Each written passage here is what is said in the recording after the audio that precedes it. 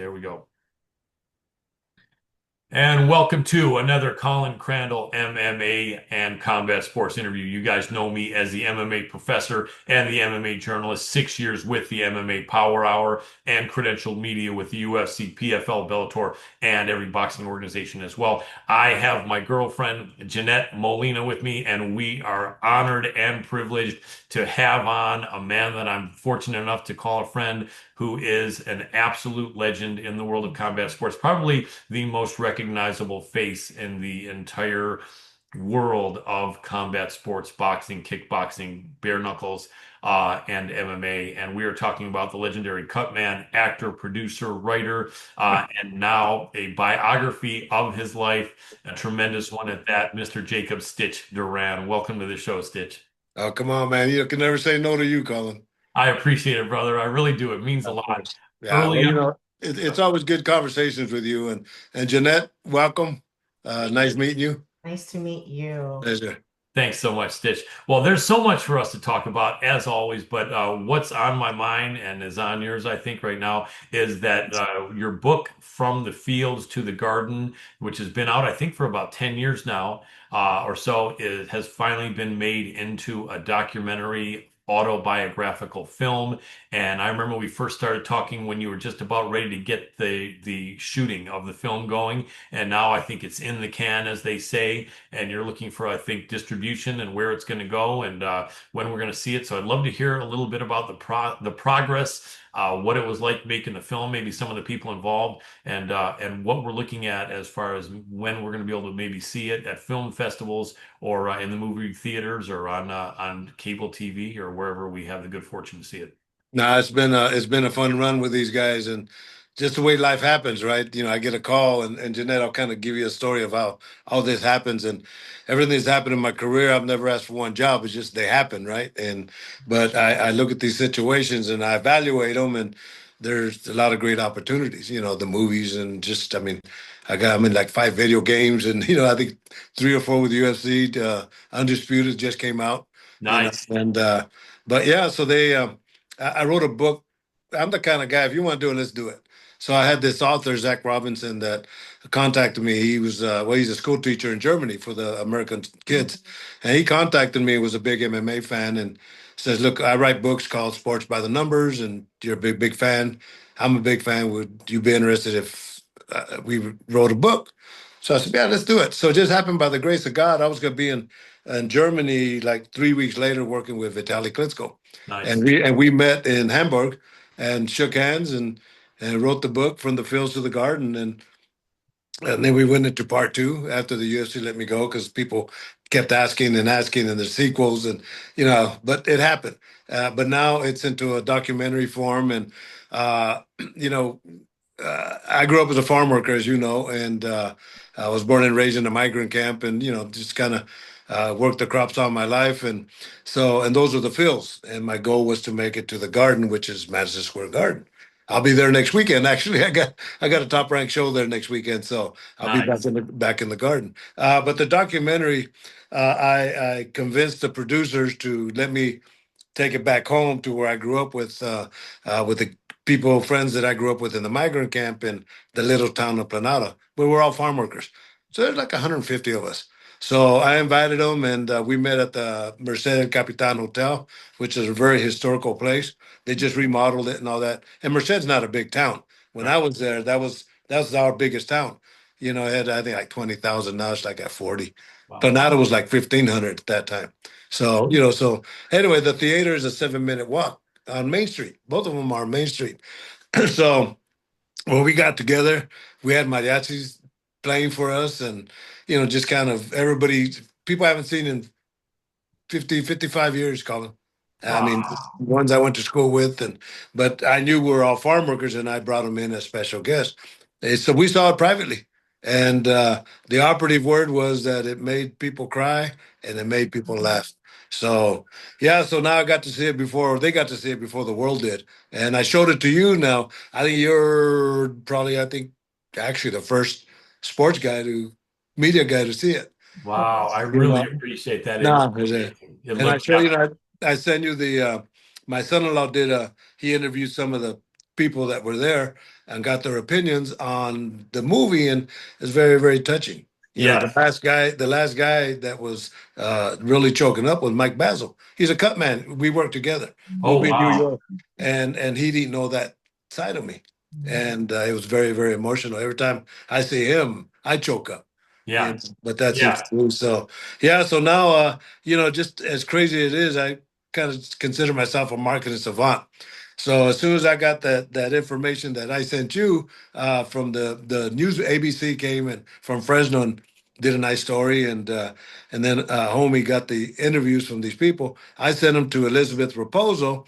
That's one of the executives for the Creed people that are helping us. Michael B. Jordan's in the movie, in the documentary. Right. I sent it to another couple other publishers or guys that are interested in doing that, and they met with Sylvester Stallone's people last week. Oh, So now the step is getting the finishing funds, putting it, just put the polish on it, and put these guys want to put it in film festivals. I want to get it sold. You I know, see. Okay.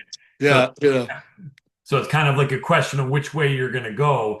I hope it goes the way you want to because you want to kind of get it moving and get it rocking. And they want film festivals. What do you think? Are you thinking it's going to go directly, or is it going to go to film festivals, or you're still kind of trying to hash Well, that out? you know what? I'll let you. I'll kind of give you my thoughts. That really, I've only spoken to the producers today Wow. and Gillette. So when we finished the film, one of the uh, partners in this is Mark Fox. He's the chairman for the MHA Nation in North Dakota, 3 tribes, and he's the head guy.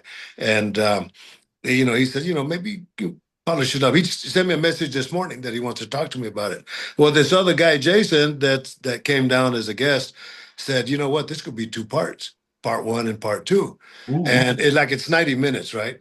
So I looked at it and I said, with all the footage that I know that they got, that they didn't use, we could make 2 parts, part one and part two. Sure.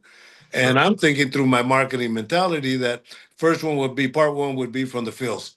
And it's the whole story of how I grew up as a farm worker till the time I joined the Air Force that changed my whole life. And part two would be to the garden, from the fields to the garden. And it'd Right. be my journey to the garden with everything that's happened since I came.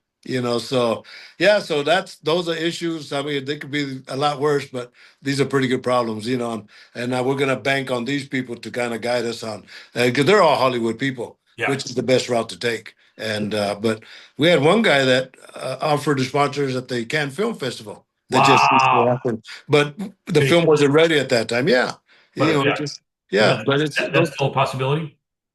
well, maybe for next year, but I want to sold. Oh, Yeah, that's right. yeah, Huh? yeah, of course. Yeah, no, film festivals, they definitely want to do it in film festivals, and so we'll see what happens. It's on them, but I'll definitely get the marketing one-on-one out, and you're number one on the list, bro. I really appreciate it, brother. I really do. That means a lot, and I'm really excited to see it. And it was very touching to see your friend and fellow cut man really choked up. And I know that the film's got to be inspirational, and I'm really glad that you did it here, and so many great people involved. And I know it'll be tremendously well received.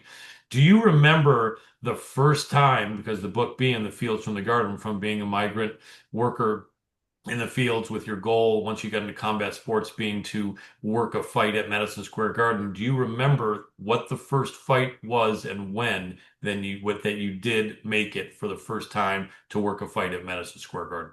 Well, it's in the documentary, bro. Yeah. But it's funny you say that because the first time I went to New York to work the garden was working with Johnny Tapia when Henry Akewande was going to fight Evander Holyfield. Yes. Well, and my wife and I got to New York. We got to see New York, right? But Wednesday before the fight, Akewande tested positive for hepatitis B or something, so they canceled the whole card. Oh And so that God. was my first journey, but my first fight was at the Garden was Vladimir Klitschko against I forgot his name, but Vladimir ends up with a cut, and that was my first fight with him. Yep, That was at the not, Garden. no, I know that wasn't the Lennox Lewis fight because I watched No, no, no, that was that was in Vitaly Los Klitschko. Angeles. Well, that was Vitaly. That was the brother, That was Vitaly Vitali. Klitschko. You're right. That was not Yeah, Vladimir. But yeah. we're glad to the case. But that was your first fight working with Vladimir Klitschko. And you remember what year that Well, was? my first fight in New York. In New because York, in Madison the Square first Garden. fight I worked with him was Caesar's Palace Outdoor here in Las Vegas, and he ended up with a major cut. And when the doctor came to check it out, I opened it up and told her it was a bad cut. She stopped it, and I knew what the score was always going to be. He ended up winning, became world champ for 8 years. You Love know? that. Yep. Tremendous. Excellent Yeah. call. So he mentions that they interviewed Vladimir Klitschko in the Ukraine, while him and Vitaly's the mayor of Kiev. I don't know if you guys Right. are aware of it. Yes. Yep. And so Absolutely. Zelensky, Vitaly, and Vladimir are really the faces of Right. Ukraine. Yeah. And it hurts my heart every time I see the bombing that's going on over there. And Yeah. but they're good people. Yeah, absolutely. Seem like solid guys, the Klitschko brothers. If you had to be put on the spot, how many times do you think you worked Vitaly's corner? How many times do you think you worked Vladimir's corner? Well, with Vitaly, I came on. Actually, it's a good point. Nobody's ever asked that question. Thank Vitaly, when he fought Danny Williams after he came back from retirement, I think, God, he fought Chris Bird, destroyed him. God, 3 or 4 fights with Vitaly, but Vladimir Klitschko for 8 years. Oh, that's right. Yeah, I don't know. I mean, so many fights with him. I don't even count, bro. I lost count with all this stuff years ago. Absolutely. You But no, it's a lot of fights with them. And we'll go back on to more talk about the project. But Johnny Tapia, he's been gone for what, 15 years now or 10 years? Long Yeah. time. It's too bad he couldn't live to see this. Did you know him well? Did you work his corner many Yeah, times? I did. I finished up Johnny's career working this corner. Same with Mike McCallum, that just passed away. But Johnny, yeah, he called me Superman because, see, I trained in Thailand. And when we were training on the bag, I ended up kicking the bag, and he didn't know that I knew what I knew. So he called me Superman. He goes, man, you take your glasses off and you start kicking that bag, you're like Superman, I love So, it. yeah, good kid, man. But I tell people, and I mentioned Mike McCallum also. Yes. I mentioned to people that the person that I learned off on one was Johnny Tapia, setting things up, on setting things up in advance. Well, natural skills, Johnny Tapia. Yeah. Setting techniques in advance, 2, 3 steps in advance, were Mike McCallum. And I worked with him against James Toney and Roy Jones. I love that you said that. I'm so excited. Those fights with Mike McCallum, I think, helped make James Toney who he was. I think in that first fight that was a draw, I think it could have gone to McCallum. And but a lot of times the up and comer gets the decision in both MMA and boxing, not always. But Mike McCallum may he rest in peace, was such an amazing fighter. Do you think that if he had been embraced by the big guys of that era, Sugar Ray Leonard, Marvelous Marvin Hagler, the man with your last name, Roberto Manos de Piedras Duran, and Thomas Hearns, could he have held his own with those guys? Would he have beaten all of those guys, some of those guys, or would he got blasted out by all of them? What would you think? Mike McCallum was a fighter they didn't want to fight. That was his biggest problem. He was too dangerous, and it was. I mean, you talk to him. I worked with Emmanuel Stewart with Klitschko for 8 years. Of course, Yep. he says Mike McCallum was a very dangerous fighter, Yeah. and I saw it. I worked with him. I did pads with him, and I say he was smart enough to do techniques 2, 3 steps in advance. Yeah. Yeah. I think he could, yeah, like just what you're saying. I think he could have been very competitive and possibly beat several, if not all of those big guys, and they didn't want any part of him. Yeah. And I still remember when he beat Donald Curry, I was shocked. Everyone thought Curry was going to smoke him.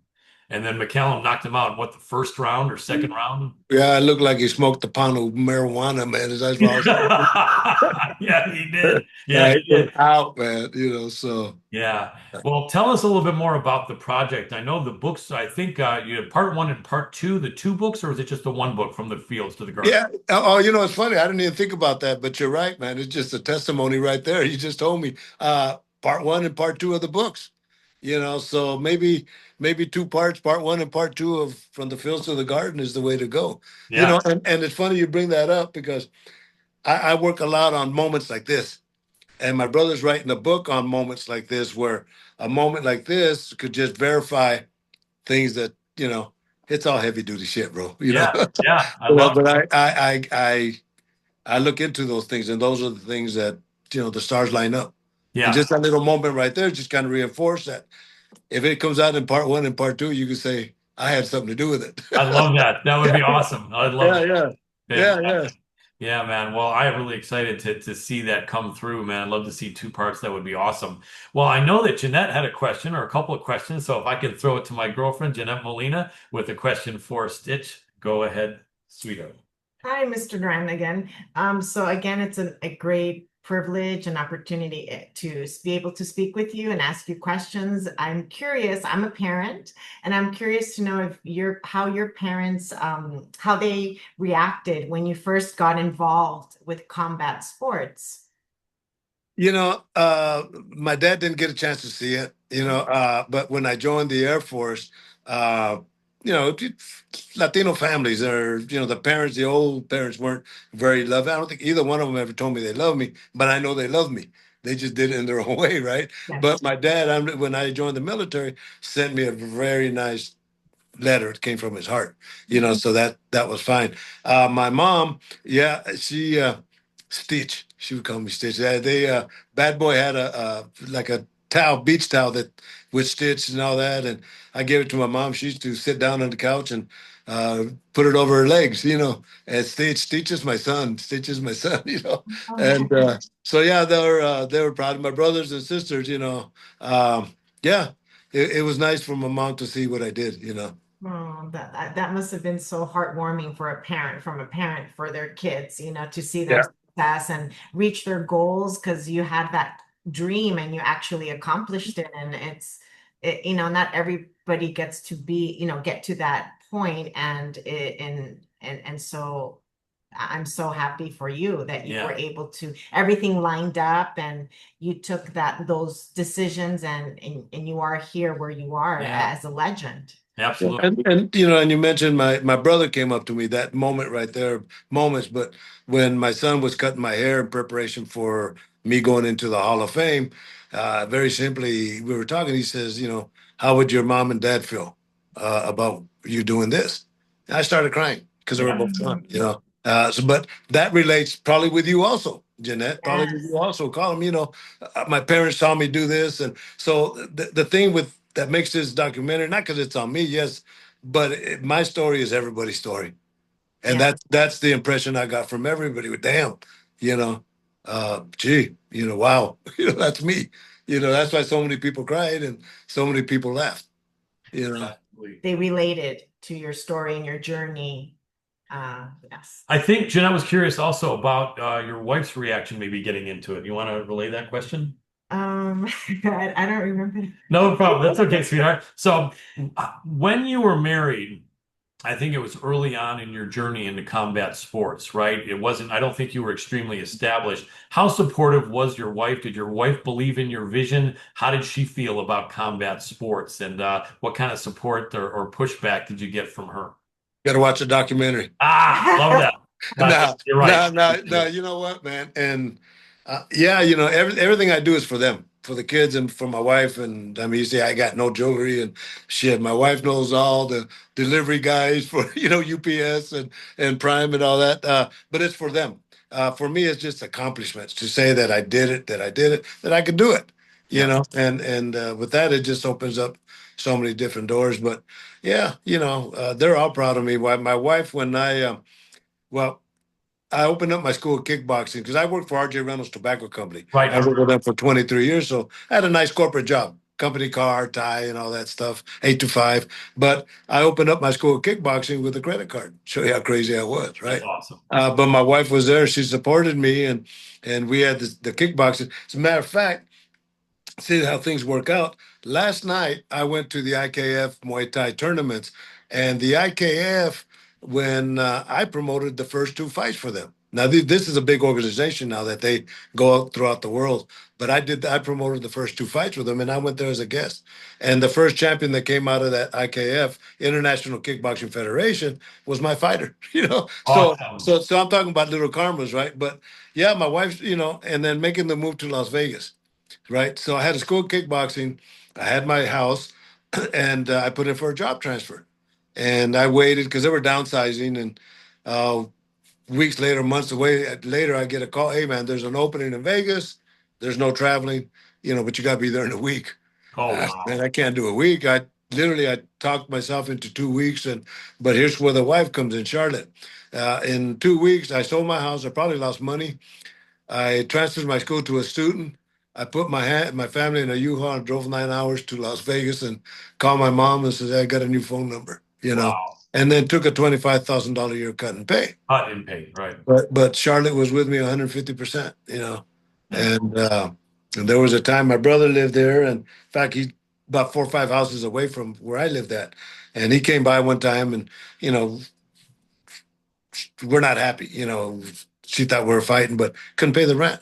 So my brother lent me some money, and I paid him back, with extra, and never looked back. But that was that one little step yeah. that we needed, and till this day, she's been 100% supportive of me all the way. That's and you got a lot of years of marriage, I think. Do you care to divulge that, or is that a Yeah, secret? like 39 years we've been together, so yeah. Congratulations. That's Oh, wonderful. thank you. Thank you. Any secret you can give on a happy marriage? How to keep it going? What's that? Any secrets you can give on how to keep a marriage happy and going for so I many? don't know if they're secrets or not, man, but just to just do it, I like it. enjoy life, man. I'm to the point now, Colin, where, I mean, I've been blessed with so many things that, I just want to get on that surf and just kind of enjoy the ride as I go. And because I think, Jenna, you were talking about work. It's what I do is not a work; it's a job. Not even a job. It's an adventure. Yeah. How can anybody complain what I do? Yeah, and you love what you're doing. It's a Yeah, dream come true. yeah. They say when you love what you do, then you don't work a day in your life. It's not even my job. My wife says, "You don't work." I said, "No." I love it. Yeah, I yeah, love it. sure. You don't work. Yeah, yeah. Hey, it's funny, man. That's all. At home, I'm Jacob. Everywhere else in the world, I'm Stitch, but at home, Yeah. I'm Jacob. I You know, like that. which is fine. And my grandkids, because we saw the film before everybody did. But just my kids and my grandkids. And but my little grandkid says, I never knew Papa lived like that. You know, Nice. yeah. So yeah, it brings a whole new character. That's awesome. That's beautiful. Well, I know Jeanette has one more question here. So I'm Ecuadorian American. My parents are from Ecuador. I was curious to know if you've ever been to Ecuador or if you've ever worked with any fighters from there. I'm sure I probably work with fighters, because I work with Top Rank, and when I was with the UFC, there weren't that many Latino fighters, Right. and I've done bare knuckle fights, I've done other MMA organizations. A lot of them are kind of going that way, but in boxing, I think I've done one or two with Top Rank, but before I joined with Top Rank, this was after the during COVID. And COVID, because I live 20 minutes from the MGM, Right. Top Rank everybody was on lockdown, remember? Top Yep. Rank called me and Mike Basil, my partner, and asked if we would be the house cut men because Top Rank were going to have 16 fights at the MGM in the bubble. Right. And we would have to be on lockdown. And sure, I volunteered. It was a job. Well, they liked us so much that they kept us, and that's where we'll be at in New York. But in that, it give us a chance to work with a lot of Latino fighters, especially from South America, and guys I've never worked with because I would work with a lot of Eastern Europeans, a lot of heavyweights. But it was nice to work with the raza and just see, to hear their stories. And that's, like I said, I've done hundreds and hundreds and hundreds of fights. It's not even about that no more. It's about the stories of how they got there. And believe it or not, they've all taken the same road. Yeah, Yes. absolutely. Do you think you've ever visited Ecuador before? I've been all over the world. I haven't been in the continent of Africa, and the only places in South America have been Chile and Brazil. I love to do more work down there. I would love to, but you know, haven't had the opportunity. I can imagine. Well, Yeah. do you remember your favorite Latino fighters that you've worked with, or the biggest names over the years? Well, tough to pick on, man. Yeah, yeah. There's too many of them. It's just like saying I like Jeanette better than you. I hear. Wait a second. Can't do that, bro. Yeah. Now, was it Oscar De La Hoya that brought you up on the stage to accept your award in the Boxing Hall of Fame? I think I heard it. Yeah. That was nice. Did And you? then I got inducted into the Nevada Boxing Hall of Fame, which means a lot because I'm from here, right? And then the WBC selected me as a Hall of Fame also, but I didn't go. Just I get a little embarrassed. It's just not my nature. Just Yeah, yeah. that's not me. I want to be the humble guy and the guy from Planada. I never change. I like that. But I'm honored with those those facts. Absolutely. Do you ever spend much time in Northern California where you grew up? I know you're there occasionally, but do you have any reason to go there regularly? Do you still have a home there? No, I don't have a home there. No, I'm here. The only ones that live in the Bay Area are Charlotte's brother and sister, in Oakland, and my brother lives in Merced, and that's it. Very cool. So now, all my family, my young baby was 33. He was down for. I brought all my family down, but he lives in Ypsilanti, Michigan, and his wife is going finishing her education, and so next year he's going to move here. So all my kids will be here. Oh, That's that's awesome. great. Yeah. Do you know I'm originally from Michigan and I was raised mostly in Ann Arbor, Michigan. Ypsilanti is Yeah, right next door. Yeah, we call it Ipsy. yeah, Ipsy, Yeah. yeah, exactly. Yeah. So I know Ypsilanti, Michigan very well. Yeah. Small world. See, that's what I'm talking about. That's the kind of shit that, you know, it just somehow they line up, Yeah. and Absolutely. and once you look deep into that, you realize that something is, yeah, it's a good thing. It's all good energy. Absolutely. Do you know, I think the last time I saw you in person, I think was 5 years ago I was there to cover the Conor McGregor Cowboy Cerrone fight. It might have been after that, but I think it was then. And I don't know if you know, but the interviews, I had a great back and forth with Conor McGregor and with Cowboy in that press conference. And they have about 5 seconds of it on the McGregor Forever Netflix documentary, and they actually go to commercial with me holding the UFC mic and in profile. So it's that could be my claim to fame as of right now. But Dude. yeah, And, and let me, I don't know if I ever spoke to you about it, but even you, Jeanette, is I was doing a Bellator fight at the Garden, in Madison Square Garden, New Year's Eve. nice. And John Kavanaugh was there, Connor's trainer, Yeah. right? And I worked Connor's first fight when we were in Sweden, Stockholm. And so John comes up to me and says, and that's when he was going to fight Floyd Mayweather. He goes, "Hey, Connor would like for you to work his corner with against Floyd." I said, "Yeah, of course, man. It's the biggest thing in boxing, right?" Mhm. So I go back to ringside and do work at the end of the fights. I go back into the dressing room. He says, "Yeah, I just talked to Connor and I had like 3 shows already booked." He goes, "Connor wanted to know if you could cancel those shows and stay with him every day in training because he wanted to get his hands wrapped and all that." And I Oh, said, wow. "Of course, Yeah. right?" So he's all right. Let me talk to so and so. Anyway, they came back and said I was too expensive. But see, Oh, that was because Connor was going to train at the UFC center, at the Apex Center, and I right. would have been there, and I would have looked on Dana since he fired me, and Connor, his biggest guy, would have brought me in, and if that would have been a case, I would have said, you know what, give me $1, I'll do Yeah. it. I love it. Exactly. You would have done it for that. I don't. Yeah, yeah, Yeah, and I was telling Jeanette one of the dumbest decisions UFC ever made was to try to have you forced to be under contract with this crappy Reebok deal, and it's insane. And like I remember you told me that from there, leaving there, you only got better opportunities and made a better living, and they lose the most iconic cut man and person in the combat sports industry.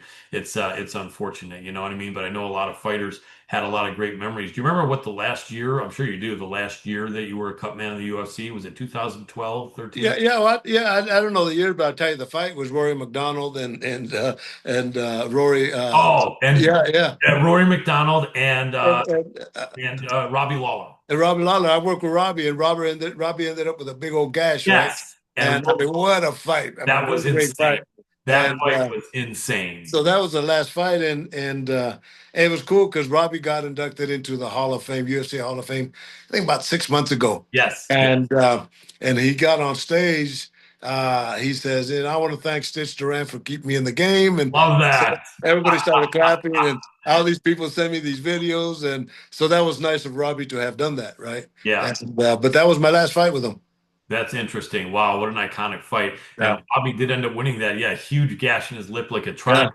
yeah, And he ended up stopping McDonald by just decimating his nose. yeah. That was a brutal fight. Robbie Lawler was an icon, and it's awesome to see him nominated. It's awesome that he mentioned you in there, man. You've done so many, worked so many corners and so many huge fights, and with so many amazing people. Do any of them stand out? I'm sure there's a lot of memories, but Yeah. any of them stand out to you as far as being really special moments?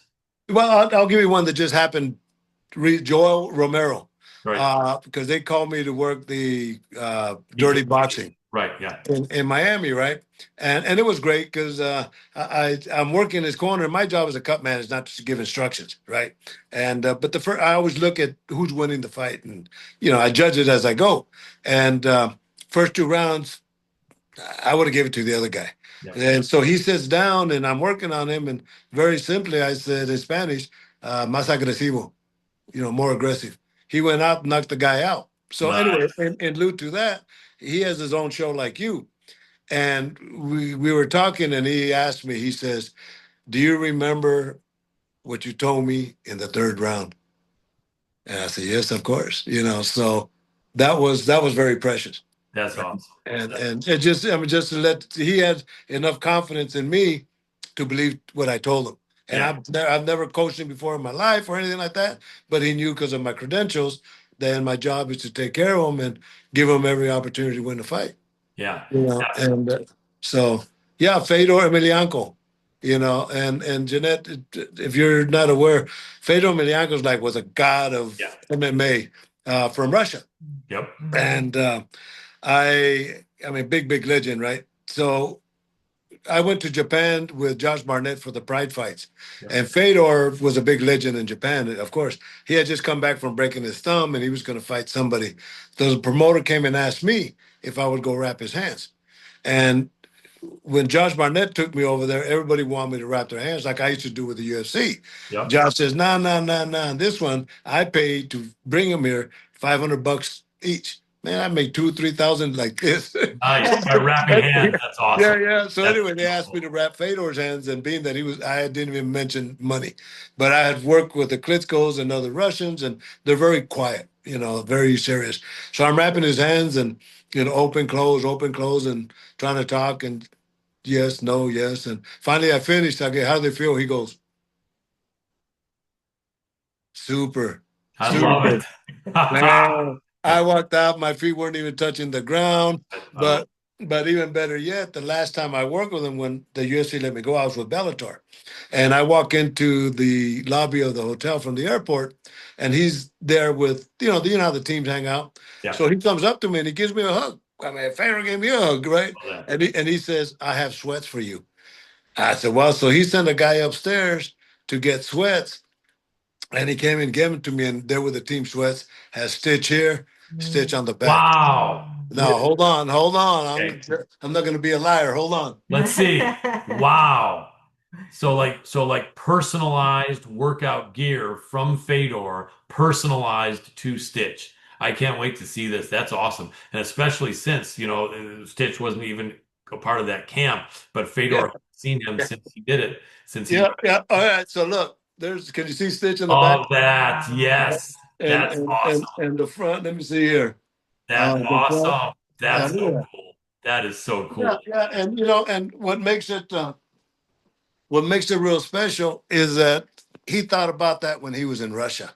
Those are the kind of moments that I get, Jeanette, that make my job not even a job. Another one. All right, look at this glove. Look how big it is. Brock Lesnar. Wow, yeah, All huge right, hand. this is a 4X glove, Wow. and when I'm putting it on Brock, he rips it just like the Hulk, and so he ripped it right here. Oh man. And Burt Watson says, "Stitch, what do we have? We only got 2 pair because these are 4X." Yeah. And I remember Klitschko's would put Vaseline on their gauze or the wrap and slide it in. So that's what I did. But I kept the glove. Nice. That's awesome. Humongous. It's like a catcher's mitt. Oh yeah, huge, Yeah. huge hands, man. He was absolutely a beast. Well, we've got only about 3 minutes left, and so I want to utilize our time well. Where people are going to be able to see your amazing documentary film when it comes out, but on social media, where can people support you and find your content? I think it's Stitch Duran everywhere. Am I right? Or let me know. And where are Yeah, you? thanks, Timmy. At Stitch Duran, and then that video I put out giving the fighter one more round Yeah. on wrapping hands and working on cuts, $50. That's at stitchduran.com. That's to teach everybody how to take care of these fighters and I'm not shit. The money I get, I give it to my son and my son-in-law. You know, because my son was one of the models, and my son-in-law does my social media. So it goes Nice. to them. Yeah, yeah, that's their job. And Yeah. for people that want to keep up on the film and see any trailers or anything, where can they find that? Is there a website or is it just on your social media on different platforms or what? If they want to be able to keep up with the From the Fields to the Garden documentary that is coming up for distribution shortly. At Colin.com. At Colin.com. I love that. No, I no, love it's that. just yeah, no, because I don't know. I'll find out. This will be a very important meeting this week with everybody and seeing which is what route we're going to take. But we'll stay in touch. Always good to catch up with you and Jeanette. Congratulations. Thank And you. Congratulations to you. It was a pleasure to meet you and a privilege to have this chat and be included. So thank you. yeah, of course, man. Keep it up, man. Si se puede. Sí se So, puede. Claro que all sí. right. Okay. Thank you so much, Thank Stitch. you. Really appreciate it. And we look forward to talking to you soon, everyone. I hope you enjoyed the interview. Support this man. Stitch is one of the biggest people in the business and one of the most humble, nicest people ever. Stitch, it's an honor, man. I really appreciate you so much, brother. My man. All right. Thanks, huh? Hey, Jeanette, he has a good voice, huh? Yes, very Yeah. good. All right. Thanks, All brother. right, my man. Take Have care. a great night. Take care. All See you. right. Adios. Bye-bye. See you. Bye-bye. All right. And there we go. Thanks, everyone. And catch us next time. Peace. Stop recording here. Yep, and we'll stop recording. Until next time, thanks for watching the interview. Support Stitch Duran. He's a legend and one of the nicest guys in the business.